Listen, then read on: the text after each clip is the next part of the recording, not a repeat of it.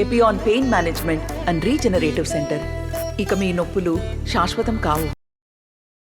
ఎందుకంటే అతి తక్కువ సమయంలోనే మేము ఇచ్చిన పిలుపుకు అందరూ స్పందించి అన్ని ఛానల్స్ అన్ని పత్రికా విలేకరులు వచ్చినందుకు పేరు పేరున కృతజ్ఞతలు. ఈరోజు మరి మొట్టమొదటిగా జనసేన పార్టీ అధ్యక్షుడు పవన్ కళ్యాణ్ గారు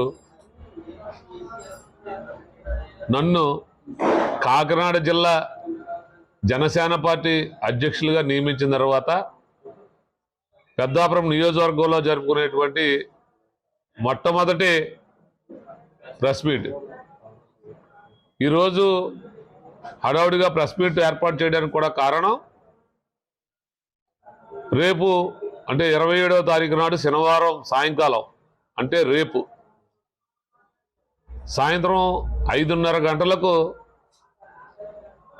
జనసేన పార్టీ అధ్యక్షుడైనటువంటి పవన్ కళ్యాణ్ గారు పెద్దాపురం నియోజకవర్గానికి సంబంధించినటువంటి సామర్లకోట మున్సిపాలిటీలో రైల్వే స్టేషన్ సెంటర్ దగ్గర వారాహి విజయబేరి యాత్రలో భాగంగా రేపు రాబోయే ఎన్నికల్లో ప్రచారం నిమిత్తం ఇక్కడ ఎవరైతే జనసేన పార్టీ, తెలుగుదేశం, బీజేపీ కూటమి అభ్యర్థిగా పార్లమెంటు అభ్యర్థిత్వానికి పోటీ చేస్తున్నటువంటి తంగెళ్ళ ఉదయ శ్రీనివాస్ గారి కోసం, అలాగే జనసేన పార్టీ, తెలుగుదేశం, బీజేపీ కూటమి శాసనసభ అభ్యర్థిగా పోటీ చేస్తున్నటువంటి పెద్దలు నిమ్మకాయల చినరాజప్ప గారు ప్రచారం కోసం రేపు సాయంత్రం సామర్లకోట పట్టణానికి పవన్ కళ్యాణ్ గారు రాబోతా ఉన్నారు.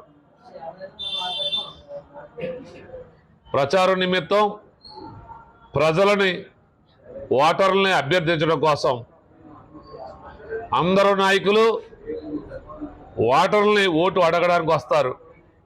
కానీ ఒక్క పవన్ కళ్యాణ్ గారు మాత్రమే ఓట్లని రేపు రాబోయే ఎన్నికల్లో ఖచ్చితంగా కూటమి ప్రభుత్వాన్ని గెలిపించాలని,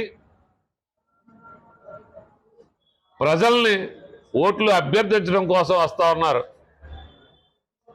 మరి రాష్ట్ర స్థాయిలో ఉన్నటువంటి నాయకులు ఎవరు కూడా ఓట్లు వెయ్యమని అడుగుతారు, కానీ ఓట్లు అభ్యర్థించి ప్రజల దగ్గర అడిగేటువంటి ఏకైక నాయకుడు పవన్ కళ్యాణ్ గారిని ఈ సందర్భంగా చెప్పక తప్పదు. ఓట్లు అభ్యర్థించడానికి కూడా కారణం ఆయన ఒక దేశభక్తుడు. మరి ముఖ్యంగా ఆంధ్రప్రదేశ్ రాష్ట్రం మీద ఉన్నటువంటి ప్రేమ, అభిమానం అటువంటిది ఆయనకి. ఈ రాష్ట్రం నిలువెత్తిన మోసపోయింది. రాష్ట్ర ప్రజలు అన్యాయానికి గురయ్యారు. ఈ రాష్ట్ర ప్రజలను కాపాడాలనేటువంటి ఉద్దేశంతోనే ఈరోజు ఓట్లు అభ్యర్థిస్తూ ఉన్నారు, కానీ ఆయన పదవుల కోసం కాదని సందర్భంగా చెప్పాలి. అనేక సార్లు దానికి కారణం ఆంధ్రప్రదేశ్ రాష్ట్రం అంటే ఆయనకు ఉన్నటువంటి అభిమానం. దేనికోసం అంటే ఆంధ్రప్రదేశ్ రాష్ట్రంలో ఉన్నటువంటి ప్రజలు, యువకులు, మహిళలు పెద్ద ఎత్తున ఆయన అభిమానాన్ని సంపాదించుకున్నటువంటి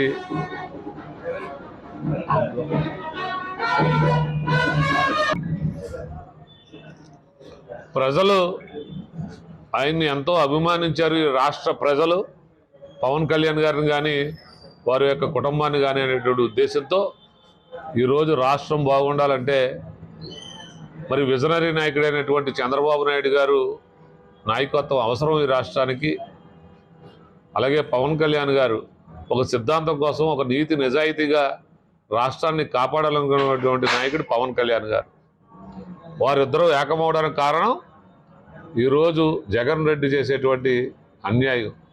అన్యాయం అంటే ఒక పక్క దళితులకి ఇస్తారనేటువంటి, దళితుల్ని మోసం చేసి వారికి ఇచ్చేటువంటి 27 పథకాలని రద్దు చేసినటువంటి జగన్ రెడ్డి, పేదవారికి ఇల్లు పట్టాలు ఇస్తానని చెప్పి వారందరూ కూడా వారి నివాస యోగ్యానికి పనిచేయనటువంటి ప్రాంతాలంటే ముంపుకు గురయ్యేటువంటి ప్రాంతాల్లో, వారు నివసించేటువంటి ప్రాంతానికి సుమారు 10 కిలోమీటర్లు ఉన్నటువంటి ప్రాంతాల్లో ఇళ్ల పట్టాలు ఇవ్వటం, మద్య నిషేధం చేస్తానని చెప్పి